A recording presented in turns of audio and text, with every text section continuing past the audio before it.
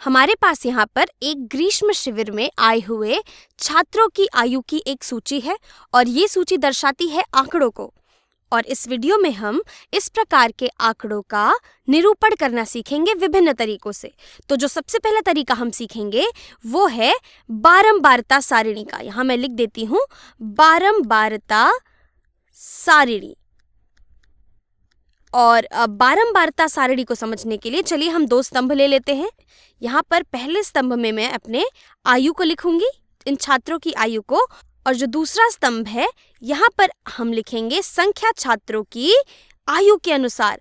और इसको हम बारंबारता भी कह सकते हैं। इसे समझने का एक तरीका ये है कि यदि मैं आपसे कहूँ कि आप फला काम कितनी बार करते हैं, तो ये जो कितनी बार वाली संख्या है ये दर्शाती है आपकी कार्य करने की बारंबारता को। तो ठीक है, हम यहाँ पर सबसे पहले सबसे छोटी आयु से शुरुआत करेंगे और सबसे छोटी आयु है 5, तो मैं यहाँ पर 5 लिख देती हूँ।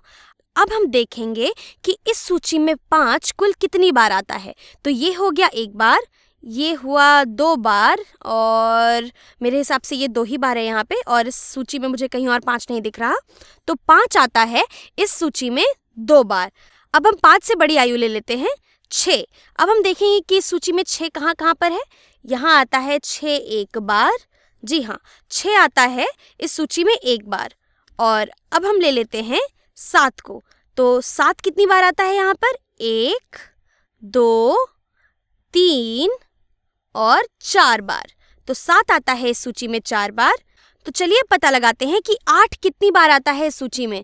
8 8 8 इस सूची में मुझे 8 तो नहीं दिख रहा कहीं भी। इसका मतलब है कि 8 वर्ष का कोई भी छात्र नहीं है उस ग्रीष्म शिविर में। तो यहाँ पर मैं 0 लिख दूंगी क्योंकि 8 वर्ष का कोई भी छात्र नहीं है वहाँ पे। ठीक है, अब चलिए हम ले लेते हैं 9 वर्ष के छात्रों को।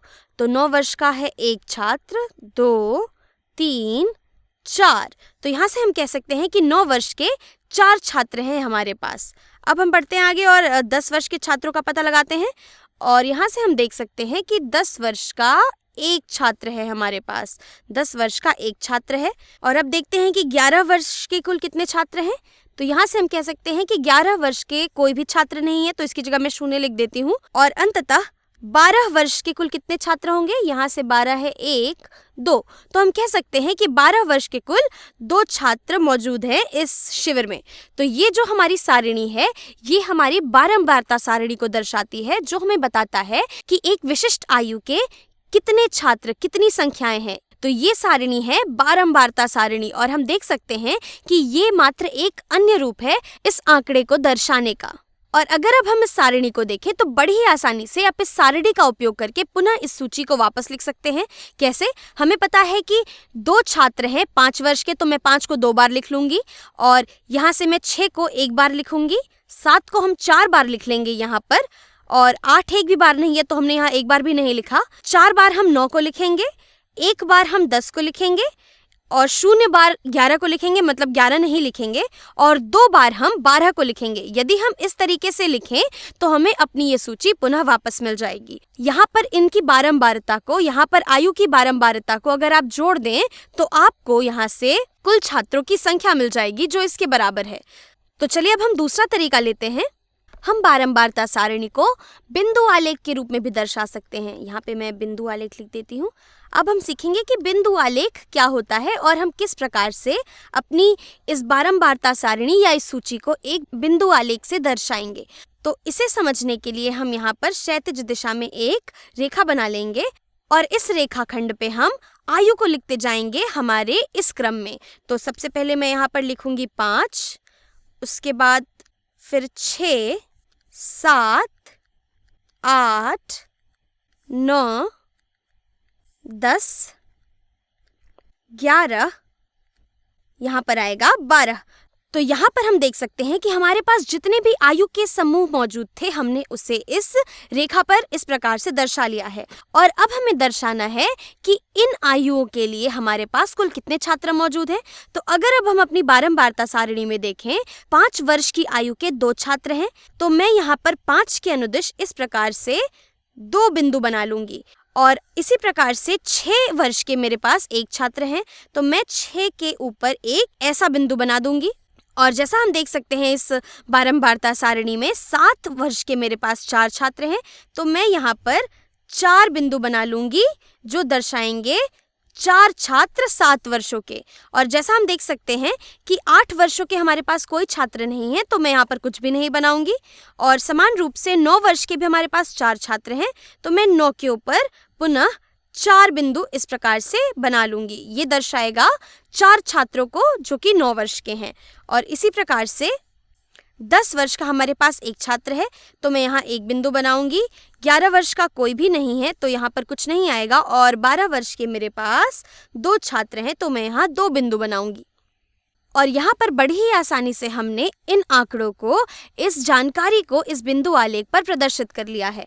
और ये तीनों ही चीज़ें हमें एक ही जानकारी दे रही हैं। ये तीनों चीज़ें हमें बता रही हैं कि हमारे पास कितनी आयु के कितने छात्र हैं। तो अब अगर मैं आपसे पूछूं कि आपके पास इस ग्रीष्म शिविर में सबसे ज्यादा छात्र किस आयु समूह में आते हैं, तो आप क्या कहेंगे? आपका उत्तर क्या होगा? चलिए देखते हैं।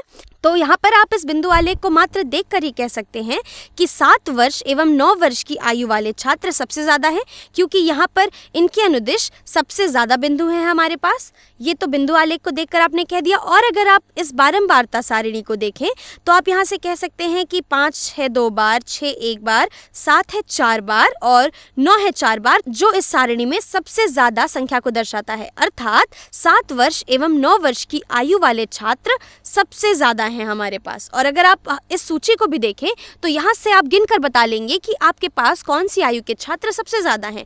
इसलिए 7 वर्ष एवं 9 वर्ष की आयु वाले छात्र इस ग्रीष्म शिविर में सबसे ज्यादा संख्या में मौजूद हैं।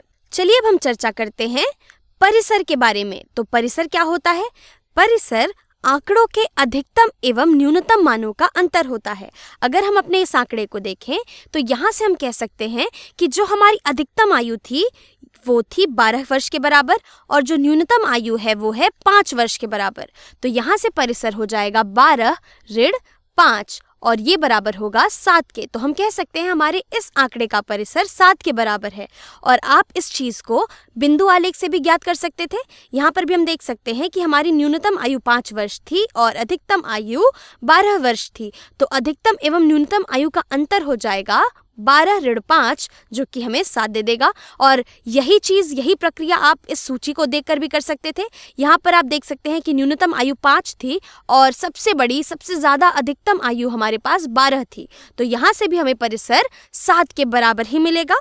अब यदि आपसे कोई पूछता है कि 9 वर्ष से अधिक कितने छात्र हैं हमारे पास, 9 वर्ष से अधिक छात्रों की संख्या कितनी है, तो अगर हम अपने इस बिंदु आलेख को देखें तो यहाँ पर आता है 9 वर्ष और हमें इससे अधिक आयु वाले छात्रों की संख्या चाहिए और इससे अधिक आयु वाले छात्र यहाँ हमारी दाईं ओर हैं। तो अगर हम इन बिंदुओं को गिन लें तो हम देख पाएंगे कि एक छात्र है 10 वर्ष का और 2 छात्र हैं 12 वर्ष के।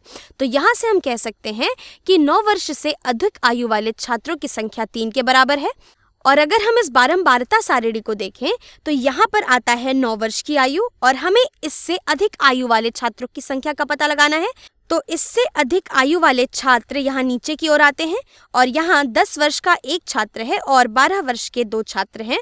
तो 1 धन 2 होता है 3 के बराबर, जो यहाँ पर हमें यही संख्या दे देता है। और इस सूची के अनुसार भी 9 वर्ष से अधिक आयु है यहाँ पर 10, 12 और 12, यहाँ पर ये आई 3 बार। तो यहाँ से हम कह सकते हैं कि 9 वर्ष से अधिक आयु वाले छात्र 3 के बराबर हैं।